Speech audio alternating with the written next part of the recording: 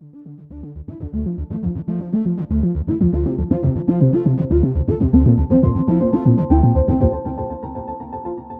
guys, scruffosaurus here with the Authentic Gamer, and today we'll be bringing you the Netgear AC1900. This is a dual band 2.4 and 5 GHz router with a 1 GHz processor, as you can see in the lid right here. Let's get right to this. Short and sweet. Here we have the router. It's a big boy. Obviously it comes with your packets, information, all that good stuff. This has 3 external powered antennas to help boost range, a basic cable, and the power supply. They do a vertical kind of power adapter here so that way you're not taking up a bunch of space on a power strip. That's always super appreciated.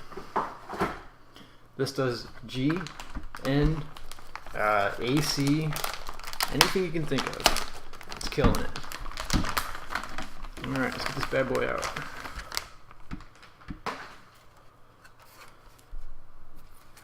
Here's where the 3 antennas go. Boom, boom, and then boom. Here you have a power button, which it is about freaking time. I mean, for real. I'm getting real tired of pulling the plug out and putting it back in. All of your lights are right here. Let me take this protective film off. Huh? Maybe you can see that a little better.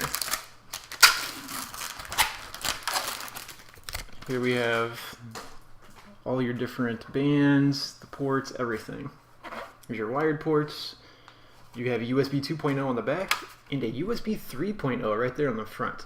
Super awesome for making this into kind of like a file sharing hub. You can put little files in there and music or whatever you want to kind of share between computers. Next we will be doing a speed comparison with a wired connection to the computer with my previous router, which is a WNDR 3300. It's kind of old. And then this bad boy. Alrighty, we'll get started with the wired test first to get a basis for the speeds that can be expected from the routers. First, let's look at what a wired connection directly from that modem to my computer provides. I am using a 5-foot gold-plated Cat6 wire to ensure optimal speeds. During this test, my modem was able to obtain low ping in the 9 to 13 millisecond range and download speeds in the 100 megabits per second range, with uploads of around 4.3 megabits. The advertised speeds for my ISP are 100 megabits per second down and 5 megabits per second up. So the speeds I am actually able to obtain are pretty spot on, even though I would gladly give half my download speed for just double the upload. Now we will move on to the wire test for the WNDR 3300 from Netgear. My WNDR 3300 was not providing me with my max throughput anymore, even with the very short wired connection. This test is running off of a gold-plated Cat6 wire, so speed should never be an issue like it was here. I have had this router for many years, and it is getting old, but a wired connection should not be straining to provide me with 60 megabits per second, much less the 100 megabits per second. At least the ping was still good, and my upload speeds were pretty close to what I expected. One other downside is that Netgear no longer supports this router. It has not received a firmware update in 5+ years, and is not compatible with the Netgear Genie. Lastly, for our wire test, we analyzed the Netgear Nighthawk AC1900 R7000 router. This test went very well.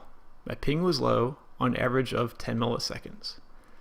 And download speeds were pushing 100% capacity, providing me with 110 megabits per second. Also, upload speeds were the same as the direct connection to the modem.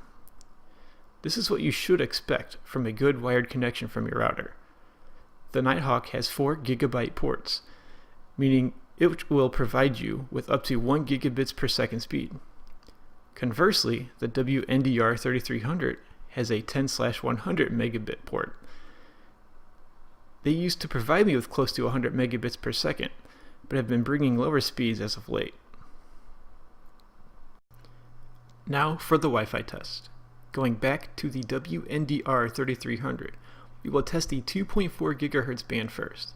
As you can see, the tests were all over the place, but in general the download speeds are in the teens to 20-ish megabits per second range. Upload speeds were variable as well, and ping could skyrocket to 100 milliseconds sometimes.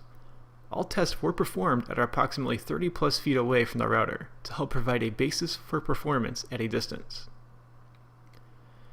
Next we have the test results for the AC1900 on the 2.4 GHz band, and what an improvement. The powered antennas grant amazing range on the 2.4 GHz band, which provided me with a solid connection throughout my entire house and even the basement. With download speeds in the 50 megabits per second range, it had more than doubled what I was able to get with the WNDR3300. Upload speeds are rock solid as well, giving me the max my ISP is providing. Also, the ping is in a comfortable 45 millisecond range. Lastly, for a bit of showboating from the AC1900, we test the 5 GHz channel on the Nighthawk. At 30 plus feet away, it was supplying max throughput of 110 megabits per second. To be able to push that speed at a decent range is quite impressive. Again, bringing max upload speeds and a solid performance with an almost locked-in ping of 45 milliseconds. The 2.4 GHz channel can receive interference with things like microwaves and cordless phones, not to mention everyone else's 2.4 GHz Wi-Fi channel in your area. Having 5 GHz really helps remove unwanted variances in your Wi-Fi, and also provide you with some impressive throughput. Thank you everybody for watching. Feel free to ask questions in the comments below, and like the video if it helped you. Subscribe to our channel and go to our website, theauthenticgamer.com, and please check out the links in the description. I am Scruffosaurus with Tag, and we will see you next time.